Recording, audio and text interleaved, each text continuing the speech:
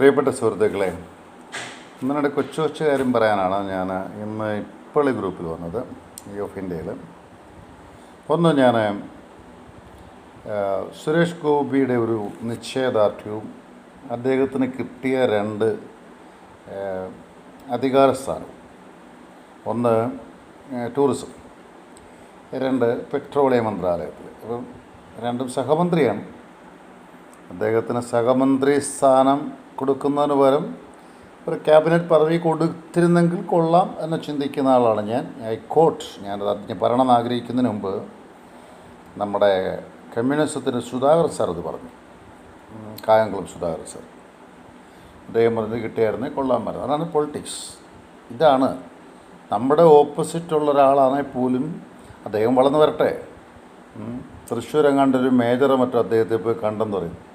അതിനെയൊക്കെ discipline action എടുക്കാൻ പോയാൽ അപ്പോൾ പിന്നെ ഇവിടുത്തെ പ്രധാനമന്ത്രി വന്നാൽ കാണാൻ, ഇവിടുത്തെ മന്ത്രി, പ്രധാനമന്ത്രി, മുഖ്യമന്ത്രി വിചാരിക്കുന്നുണ്ടോ മുഖ്യമന്ത്രി ഇവിടുത്തെ കോൺഗ്രസ്സിനല്ലാത്തതെന്ന്? ഈ പാർട്ടിക്കും കോൺഗ്രസ്സിനും ഒക്കെ ഉള്ളതാണ് മുഖ്യമന്ത്രി. എല്ലാവരും മുഖ്യമന്ത്രി എന്നല്ലേ വിളിക്കുന്നത്. അത് പോട്ട്. അതൊന്ന്. 2, എനിക്ക് ഏറ്റവും സന്തോഷം തോന്നിയൊരു കാര്യമുണ്ട്. പ്രധാനമന്ത്രി ദാമോദർ മോദിജീന്ന് അദ്ദേഹം പ്രധാനമന്ത്രിയല്ല, അദ്ദേഹത്തെ ശക്തമായിട്ട് RSSൻ്റെ തലപ്പത്തിരുന്നൊരു വിമർശനം നടത്തി മോഹൻ ഗൗതം. അദ്ദേഹം പറഞ്ഞു, ജനങ്ങളോട് ടച്ച് ഉണ്ടാവണം, അധികാരത്തോട് ഭ്രമത്തറ മാത്രം പോരാ, പ്രതിപക്ഷത്തെ കേൾക്കണം. ഇതൊക്കെ ഒരു രാഷ്ട്രീയ നിരീക്ഷണത്തിനപ്പുറത്ത് വിളിച്ച് തുറക്കുന്ന ഒരു അടയാളത്തിൻ്റെ ശബ്ദമാണ്.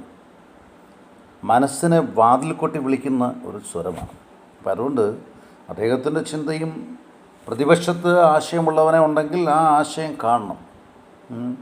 അല്പം മുമ്പേ ഒരു സ്ത്രീയുടെ ഫോട്ടോ ഇട്ടു. ഞാൻ പ്രധാനമന്ത്രിയുടെ സത്യപ്രതിജ്ഞയ്ക്കൊക്കെ വന്നെങ്കിൽ കൂടിയും എനിക്ക് നിങ്ങളെ കാണാതെ പോകാനൊക്കില്ല എന്ന് പറഞ്ഞൊരു സ്ത്രീ. അതാണ് ശരിക്കുള്ള രാഷ്ട്രീയം. ഇനി അടുത്തൊരു കാര്യം കൂടെ പറയട്ടെ. അത് കായംകുളത്തുകാരൻ സുധാകരൻ സാറിനെ ഒന്ന് അഭിനന്ദിക്കാൻ. സാറിന് ശരിക്കുള്ളൊരു സ്ഥാനത്തൊന്നുമല്ല, പക്ഷേ അങ്ങ് സ്ഥാനമോഹിയല്ല എന്ന് എനിക്ക് നന്നായിട്ട് അറിയാം. നന്നായിട്ട് വിമർശിക്കുകയും ചെയ്യും. അങ്ങയുടെ വാക്ക് ശരിക്കും പാർട്ടി എടുത്ത് പഠിക്കേണ്ട വാക്കായിരുന്നു ഉപയോഗിച്ചത്. നല്ല നേതാക്കളില്ല. രണ്ടാമത്തെ ഭരണത്തിന് കിട്ടിയതിന് ശേഷം അല്പ അഹങ്കാരം കൂടിപ്പോയി, അല്പം ദേഷ്യം കൂടിപ്പോയി, അല്ലെങ്കിൽ നന്നായിട്ട് പോകുന്നില്ല. ഈ തിരുത്തൽ നടപടികളൊക്കെ ഉണ്ടായിരുന്നൊരു കാലഘട്ടം ഉണ്ടായിരുന്നു സാർ. EMSൻ്റെയും അല്ലെങ്കിൽ EK നായനാരുടെയും PKയുടെയൊക്കെ കാലഘട്ടത്തിൽ. ഇന്നതൊക്കെ മാറിപ്പോയി. അപ്പം ഞാൻ അങ്ങയും അഭിനന്ദിക്കുന്നു. ഒരു വാക്കൂടെ പറഞ്ഞ് അവസാനിപ്പിക്കുന്നു. വിമർശനത്തെ ഭയക്കുന്നവൻ ഒരിക്കലും വളരില്ല. അവനവൻ്റെ ആശയങ്ങളിൽ മാത്രമേ അവന് ഇരിക്കാൻ സാധിക്കത്തുള്ളൂ. വിമർശനത്തെ നേരിട്ട് കണ്ട് ഭയക്കാതെ മുന്നോട്ടിറങ്ങാൻ സാധിച്ചാൽ ഏത് തടസ്സവും നീക്കി മുന്നോട്ട് പോകാൻ സാധിക്കും. വിമർശിക്കപ്പെടാത്ത അപ്രമാദിത്വമുള്ളവരൊന്നുമല്ല ഇന്ത്യ ഭരിക്കുന്നവരും കേരളം ഭരിക്കുന്നവരും. എന്താണ് MK സ്റ്റാലിനെ, അത് ഞാൻ പറയാം. MK സ്റ്റാലിനെ എന്തുകൊണ്ട് വടകരയിൽ നിന്ന് ശ്രീമതി ടീച്ചർ നല്ല ടീച്ചറാണ്. ടീച്ചർ പ്രസംഗിക്കാൻ വിളിച്ചപ്പോൾ വന്നില്ല? പുള്ളി പറഞ്ഞൊരു വാക്കുണ്ട്. കരുണാനിധിയുടെ മകൻ അദ്ദേഹം പറഞ്ഞൊരു വാക്കുണ്ട്. കോൺഗ്രസ്സിനെതിരെ, ഷാഫി പറമ്പിൽ എന്ന് പറഞ്ഞില്ല, കോൺഗ്രസ്സിനെതിരെ സംസാരിക്കാൻ ഞാൻ വരില്ല. കാരണം ഞങ്ങളൊരു സഖ്യത്തിലേക്ക് വന്നതാണ്. ആ സഖ്യത്തിൽ നിന്ന് ഇതൊക്കെയാണ് രാഷ്ട്രീയം.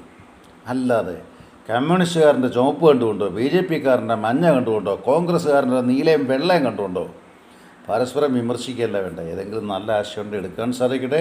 IF ഇന്ത്യ അല്പം നീണ്ടുപോയെങ്കിലും ഞാൻ നിർത്തുന്നു. നന്മയുടെ നല്ല ദിവസം. ഒത്തിരി നന്മ ഉണ്ടാവട്ടെ.